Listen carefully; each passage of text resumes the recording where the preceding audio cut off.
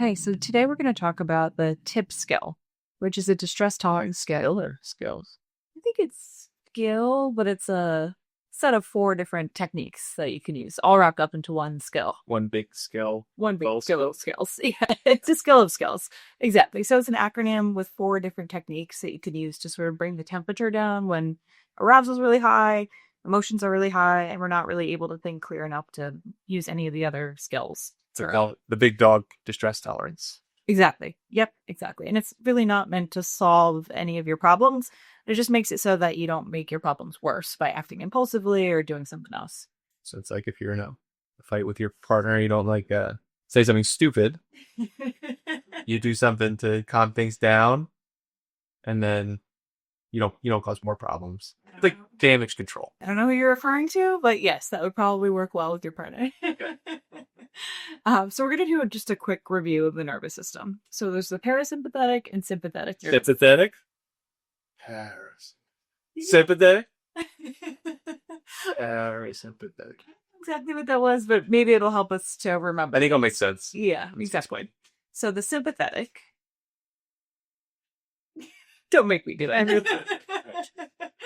The sympathetic nervous system is our body's fight or flight response. So that gets activated when there's some sort of threat in the environment, and that makes our body prepare to act. So our heart rate goes faster, our blood pressure increases, our pupils dilate, digestion slows, and that's sort of like the classic "you're getting chased by a lion" type response. Yeah, like the fight or flight, like we evolved as cavemen, lions, just get out of there or free, the fight or freeze things. Exactly. And even though there's not really any lines, especially here in New York City, we still get that same sort of feeling in our body, and that can be confused pretty easily for a feeling of anxiety. Mm-hmm. So the opposite of that is the parasympathetic nervous system, and that's when our body is feeling really safe and we can just rest and relax. It's like the relax and watch The Office and get Uber Eats part of the nervous system. Exactly. We're activating the Office and Uber Eats part of the nervous system with these skills. So the first one is T, which stands for tip the temperature of your face. There's a TIPP is an acronym. TIPP. Poorly spelled acronym. Exactly. I'm hoping that's up here somewhere. Yeah. Yeah, exactly. So it's a T is tip the temperature. Tip the temperature of your face. It should be temperature. Should probably be temperature. Marcia. Yeah, I'm not even sure. Come on, Marcia. I'm not even sure we're allowed to be making these videos, so let's not piss off Marcia. Thank you. Thank you. Sorry, Marcia. Anyway, tip the temperature of your face. So we are activating something called the Diver's reflex, which I never heard of before, but is something that's actually present in all mammals. So that gets activated when we submerge ourselves in cold water for one reason or another. So the body responds by lowering the heart rate and conserving oxygen. So that actually helps us to feel a little bit calmer when the heart rate slows and activates the parasympathetic nervous system. Cool. So we're going to simulate this by using a bowl full of really cold water. So you just want to get a really big bowl out of your kitchen and fill it with the coldest water you can. Probably going to throw in some ice cubes if you can tolerate that. You're going to take a deep breath and you're just going to dunk your head in there all the way up to your temples. Hold it there for 10 to 12 seconds. Come back up, take a breath, and maybe repeat 2 or 3 times. Disclaimer, that actually does lower your heart rate pretty fast. So if you have any sort of heart condition, you just want to get medical clearance before you do that. I was thinking of changing the temperature is just splashing cold water in your face, or the bro version is just taking a cold shower. I'm not that familiar with bro science, but it probably does a similar thing. I guess if you're fighting with your partner, it's oh, she's got the bowl out again. He doesn't cook and he's going for the bowls. Something must be wrong. Exactly. So a sort of watered down version of this that you can do is just take some ice packs, put them around your temples, under your eyes. Again, hold for 10 to 15 seconds. Let it go. Relax. Try again. That's not going to activate it quite as strongly, but it'll do something. It'll probably help you feel a little bit calmer afterwards. Yeah, I guess I always think of these as you think it was through the parasympathetic, but you're really just trying to get a state change in your body is how I think about it. Is that your mind is at a certain place and a state change of some sort, like changing your temperature. The other ones we'll talk about kind of help you get out of that mind space. Definitely. It could be really helpful just to switch things up. Yeah. So the next one is I, and that stands for intense aerobic exercise.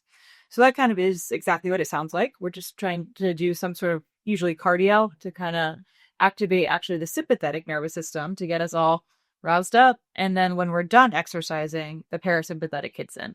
I think anyone who's ever done some intense exercise knows that you feel pretty good afterwards. It's also like a little bit of a mood boost, I think, that occurs with that. So what we're looking here is just 10 to 20 minutes of exercise. Minutes or 10. You could maybe do 5 minutes, although I think you can handle 10. So 10 to 20 minutes, 5 minutes maybe, of something like a HIIT training video. I think T stands for training. So HIIT video, jogging, running, jumping jacks, anything that you like. Sounds like you're not going for toning here. Exactly. Yeah, we're not looking for like a gentle yoga. We're looking for something that's going to really activate you a little bit. Yeah, I guess the thing is like when I'm angry, it's like anger, you want to do something. That's like the core of the emotion. And so it's like you're getting that frenetic energy out. Like you can like lift weights or something. I know you said aerobic, but just something to like get the energy. Intense. Yeah. Totally. And, especially when we're really activated, we can sometimes use that energy in ways that are going to, again, cause more problems for us. So this is just like a better way of getting that energy out. Okay. So P, the first P is... 2 P's and TIPP. 2 P's and TIPP. The first P is paced breathing. Okay. So for that one, we are it's very simple. We're just doing a nice breathing exercise, but we're really focused on slowing things down. So again, parasympathetic, we're trying to slow the breathing, which slows down the heart rate. That can be really, really nice and relaxing. And it's one that I really like because you don't need really any special tools. You can actually do it in public and nobody even knows, what you're doing. It's simple. That being said, if you do want to use an app, there's a ton out there that are really helpful, and it can actually be a little more distracting to sort of look at something as you're doing it. But truly, you can do this in your head. You can look at the timer on your phone, a clock, whatever you have handy. I guess what I was saying earlier, the sympathetic parasympathetic, when you inhale, it increases your heart rate, and it's like the sympathetic nervous system. And then when you exhale, it hits like the vagal nerve. So that's your parasympathetic. So it's like sympathetic, parasympathetic. It's all making sense now. So then I think you want longer exhales because then you're getting more of that parasympathetic. Definitely. That's the key is you really want your exhales to be longer than the inhales. So what we're doing here is probably a minute. You want to do about 5 to 6 cycles of breath. So by a cycle, I just mean 1 inhale, 1 exhale, with the exhale being longer. So we want each cycle to be about 10 to 12 seconds. All right, sweet. I feel like there's different apps that have like different ratios. You really just have to find the one that you like. There's even like the box breathing where you have a little visual and it's kind of going the same for each breath. So you kind of just find the one that works. Yeah, that's a little bit different because the inhales and exhales are usually the same in box breathing, but it can be super helpful anyway. So again, like with any of these skills, just take what works for you and leave the rest, modify whatever you need to do to make it work. This is really just about getting you to feel better. Sweet. So let's try it. Okay. So find a really comfortable seat, close your eyes, and take a nice deep breath in. 1, 2, 3, 4. Exhale. 5, 6, 7, 8, 9, 10. Inhale. 1, 2, 3, 4. Exhale. 5, 6, 7, 8, 9, 10. Okay. Great. So we're going to be doing another 4 or 5 of those. You want to do 5 or 6 total? But that's just an example. I think it's become a meme at this point that you go to like your therapist and you say, I have anxiety. And it's like, have you tried breathing? But it does work.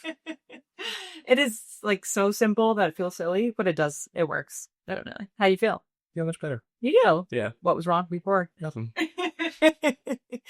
Okay. So we'll move on to the last P and the last technique here. So this is Progressive Muscle Relaxation. Have you heard of this?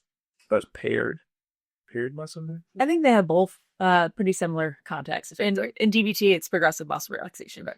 So for this, it's a little bit of a longer exercise, but quite relaxing, I think. So it's going to be about 10 to 20 minutes. We'll just do a shorter example here.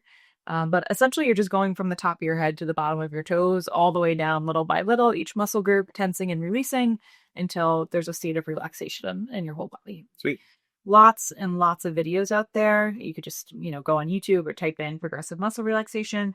You'll find a bunch. Find one that works for you. Save it. Yeah, I feel like the breathing, especially I like to do the Wim Hof breathing. I have it saved in my phone. And if you're a little less tech savvy, you can even just go on the voice recorder and record whichever version you like. Mm-hmm. You just want something easy to pull up because when you're in the distress, you want something that like you want to like search on YouTube, something that's like nice, quick, and easy. Right. When you're in a crisis mode, which is when you're usually using a skill like this, you don't want to be fumbling around or trying to figure out what works. You want to practice the stuff in advance, find something, bookmark it, and have it be ready to reach for. Sweet. So we'll do a quick example here. You got it. So find a nice comfortable seat, lie down if you prefer, close your eyes. And we're going to start with the forehead and in between the brows, furrow, tense.